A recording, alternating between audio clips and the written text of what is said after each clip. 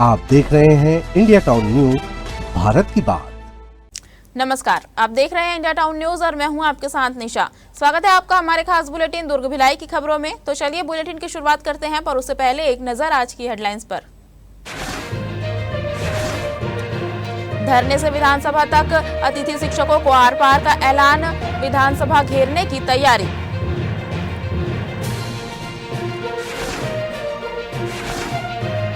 भिलाई निगम की नई आयुक्त ने संभाला मोर्चा, स्वच्छता और व्यवस्थाओं का लिया जायजा, कुर्सी संभालते ही एक्शन मोड में निगम आयुक्त। मासूमों की जान से खिलवाड़, नशे में स्कूल बस वैन दौड़ते मिले, ब्रीथ एनालाइजर से खुली पोल।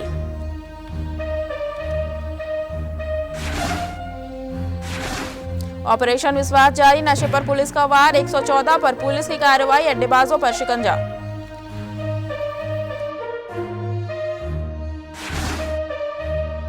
दुर्ग में अतिथि शिक्षकों का आंदोलन अब निर्णायक मोड़ पर पहुंचता नजर आ रहा है। 14 दिनों से धरने पर बैठे शिक्षक अब सिर्फ मांग नहीं बल्कि विधानसभा तक अपनी आवाज पहुंचाने की तैयारी में हैं। नियमितीकरण और समान काम के लिए समान वेतन की मांग को लेकर 16 जुलाई को रायपुर विधानसभा घेराव का ऐलान किया गया है।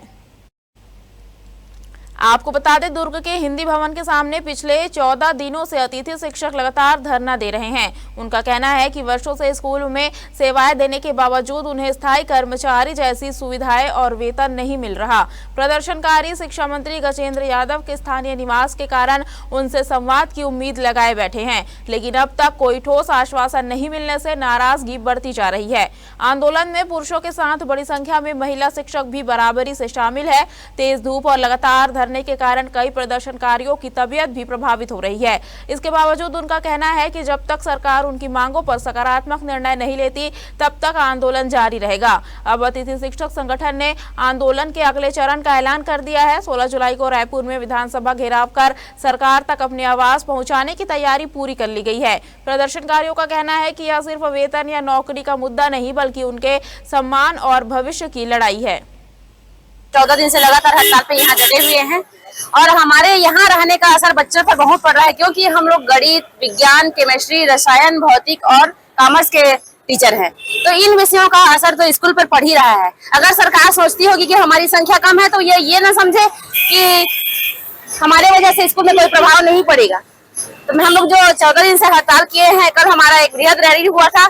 इससे हम सरकार को ये बताना चाहते हैं कि हमारे नियमितीकरण संविलियन को जल्द से जल्द वो पूरा करें हमारी मांगों को और हमको स्कूल जाने का आदेश प्रदान करें। सर, पिछले 14 दिनों से यहाँ पर है ना, राज्य अतिथि शिक्षक संघ अपनी मांगों को लेकर के अनिश्चितकालीन हड़ताल पर बैठे हैं। सर, आज तक सरकार की तरफ से कोई भी प्रतिनिधि हमारा सुध लेने नहीं पहुंचे हैं। सर, हमारी सरकार से सिर्फ एक ही मांग है सर, संविलियन की मांग है और सरकार जल्द से जल्द हमारी मांगों पर संज्ञान ले, हमारी मांगों को पूरा करे ताकि हम भी अपने उत्तरदायित्वों का निर्वहन अच्छे से कर सके। सर, सरकार की तरफ से अभी अभी शिक्षा मंत्री जी एक बयान दिया हमारे उसमें कि वो कहते हैं कि अभी भी हम आपके छुट्टियों के लिए विचार कर रहे हैं।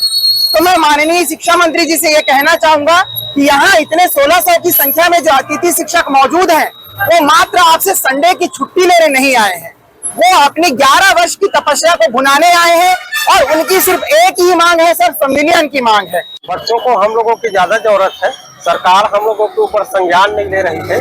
14 दिन से हो गए लगातार हम लोग हड़ताल पर बैठे हुए हैं।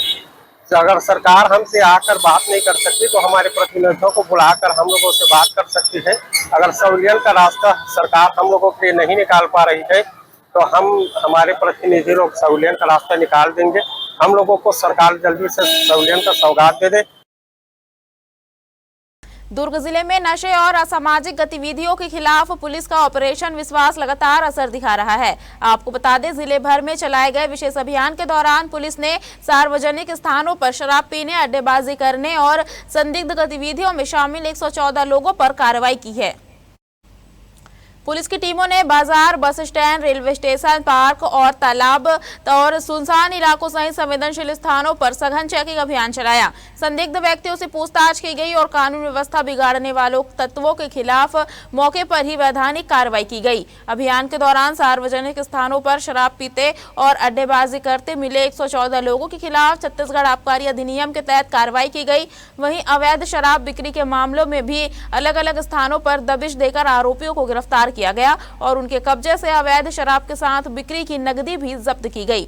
सबसे ज्यादा कार्रवाई जामुल क्षेत्र में 10 लोगों पर हुई। इसके बाद उतई और नेवई में 9, पुरानी भिलाई में 9, मोहन नगर में 8, भिलाई नगर और दुर्ग में 7, छावनी और नंदनी नगर में 6, धमधा, खुर्सीपार और पाटन में 5, सुपेला, अमलेश्वर और वैशाली नगर में 4, पुलगांव में 3, स्मृति नगर, जामगांव, जेवरा, सिरसा और कुम्हारी में 2, जबकि मंचादूर और रानीतराई में 1 व्यक्ति के खिलाफ कार्रवाई की गई। इस संबंध में पुलिस का कहना है कि ऑपरेशन विश्वास आगे भी लगातार जारी रहेगा और नशे एवं अवैध गतिविधियों में शामिल लोगों के खिलाफ सख्त कार्रवाई की जाएगी। दुर्ग में 3 साल पुरानी रंजिश आखिरकार खूनी वारदात में बदल गई। जैतखाम में झंडा लगाने को लेकर शुरू हुआ विवाद इतना बढ़ा कि एक युवक की जान चली गई, जबकि उसके परिवार के 3 सदस्य गंभीर रूप से घायल हो गए। पुलिस ने कार्रवाई करते हुए घटना में शामिल एक ही परिवार के 6 आरोपियों को गिरफ्तार कर लिया है। मामला पद्मनाभपुर थाना क्षेत्र के कुंदरापारा स्थित जैतखाम के पास का है। पुलिस के अनुसार पुरानी रंजिश के चलते आरोपियों ने अक्षय कोठारी, उनके भाई लेखराम कोठारी, गोपा उर्फ सूर्यदेव कोठारी और चाचा बल्ला उर्फ रोशन कोठारी को घेर लिया। इसके बाद लाठी, डंडे, ईंट और चाकू से हमला कर दिया गया। हमले में लेखराम कोठारी की गंभीर चोटों के कारण मौत हो गई, जबकि अन्य घायलों का अस्पताल में इलाज जारी है। घटना की सूचना मिलते ही पद्मनाभपुर पुलिस ने हत्या और प्राणघातक हमले सहित विभिन्न धाराओं में मामला दर्ज कर जांच शुरू की। तकनीकी साक्ष्य और तत्काल घेराबंदी के आधार पर पुलिस ने घटना में शामिल एक ही परिवार के 6 आरोपियों को गिरफ्तार कर लिया। पूछताछ में सभी ने अपना अपराध स्वीकार कर लिया। पुलिस जांच में सामने आया कि करीब 3 वर्ष पहले जैतखाम में झंडा लगाने को लेकर दोनों पक्षों के बीच विवाद हुआ था। उसी पुरानी रंजिश का बदला लेने के लिए आरोपियों ने योजनाबद्ध तरीके से इस वारदात को अंजाम दिया। गिरफ्तार आरोपियों में लक्ष्मी चेलक, आकाश चेलक, सत्यम चेलक, खेलू चेलक, प्रकाश चेलक और देवचंद चेलक शामिल है। फिलहाल पुलिस मामले की आगे की जांच कर रही है। जिला दुर्ग थाना पद्मनाभपुर के अंतर्गत सूचना मिली थी कि कुंदरापारा में एक व्यक्ति को धारदार हथियार से मार दिया गया है, जिस पर हमने अपराध पंजीबद्ध कर विवेचना में लिया था। प्रथम दृष्टया 6 लोगों को गिरफ्तार किया गया है और उनके ऊपर वैधानिक कार्रवाई की जा रही है। क्या कुछ कारण था इसके पीछे? इनकी पहले से लड़ाई चलते आ रही थी। जो मृतक है उसके अगेंस्ट में 3 साल पहले आपस में विवाद हुआ था, जिसमें भी अपराध पंजीबद्ध किया गया था। इसके अतिरिक्त जो मृतक है वो उस क्षेत्र का गुंडा बदमाश है, इसलिए दोनों में आपस में विवाद हमेशा से बना रहता है।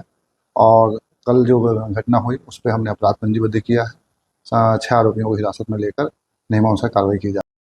दुर्ग में अब सिर्फ शहर ही नहीं, अंतिम यात्रा के पड़ाव को भी नई पहचान देने की तैयारी शुरू हो गई है। आपको बता दें, वार्ड क्रमांक 1 स्थित शिवनाथ नदी मुक्तिधाम का 26,23,000 रुपए की लागत से कायाकल्प किया जाएगा। महापौर अलका बागमार ने जनप्रतिनिधियों और स्थानीय नागरिकों की मौजूदगी में विकास कार्यों का भूमि पूजन किया। इस परियोजना का उद्देश्य मुक्तिधाम को अधिक व्यवस्थित, स्वच्छ और सुविधाजनक बनाना है।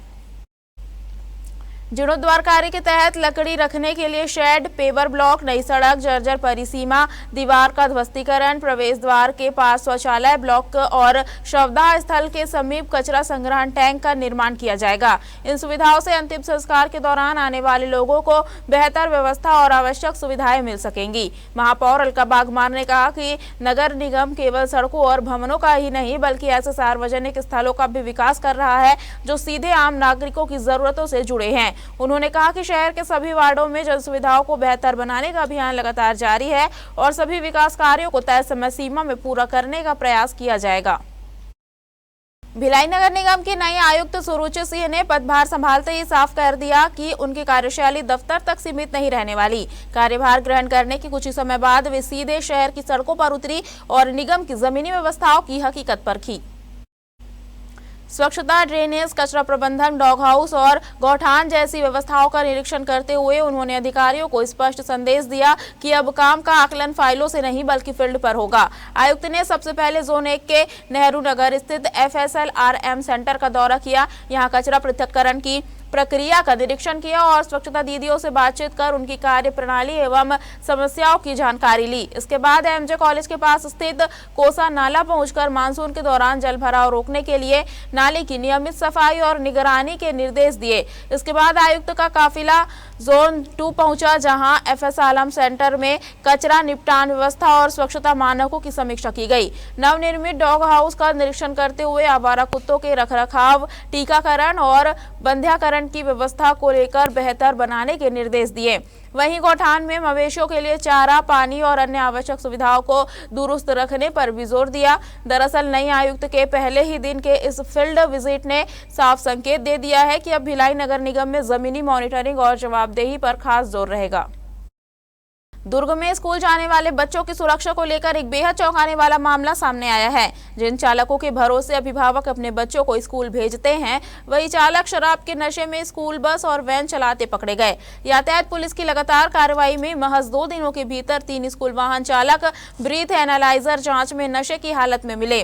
अब पुलिस ने इनके खिलाफ सख्त कार्रवाई शुरू कर दी है। आपको बता दें, स्कूली बच्चों की सुरक्षित आवाजाही सुनिश्चित करने के लिए यातायात पुलिस दुर्ग द्वारा स्कूल बसों और वैन चालकों के नियमित ब्रीथ एनालाइजर से जांच की जा रही है। इसी अभियान के दौरान निरीक्षक JR कुर्रे और उनकी टीम ने कुम्हारी स्थित एक स्कूल के बस चालक को शराब के नशे में बस चलाते हुए पकड़ा। वहीं श्री राम स्कूल की वैन का चालक भी अल्कोहल सेवन कर वाहन चलाते मिला। इसके अलावा एक अन्य स्कूल वाहन चालक भी नशे की हालत में वाहन चलाते हुए पकड़ा गया। यातायात पुलिस ने संबंधित चालकों के ड्राइविंग लाइसेंस निलंबन की अनुशंसा करते हुए परिवहन विभाग को पत्र भेजने की प्रक्रिया शुरू कर दी है। साथ ही स्कूल प्रबंधन के खिलाफ आवश्यक कार्रवाई के लिए जिला शिक्षा अधिकारी को भी पत्र भेजा जा रहा है। पुलिस ने सभी स्कूल संचालकों और प्रबंधन से स्पष्ट अपील की है कि बच्चों की सुरक्षा के साथ किसी भी तरह का समझौता न करे। स्कूल वाहन चालकों का नियमित स्वास्थ्य परीक्षण और ब्रीथ एनालाइजर टेस्ट कराएं और नशे की हालत में किसी भी चालक को बच्चे के परिवहन की जिम्मेदारी ना दे। हमारे खास बुलेटिन दुर्ग भिलाई की खबरों में फिलहाल इतना ही है। मुझे दीजिए इजाजत और आप देखते रहिए इंडिया टाउन न्यूज, भारत की बात। नमस्कार। आप देख रहे हैं इंडिया टाउन न्यूज, भारत की बात।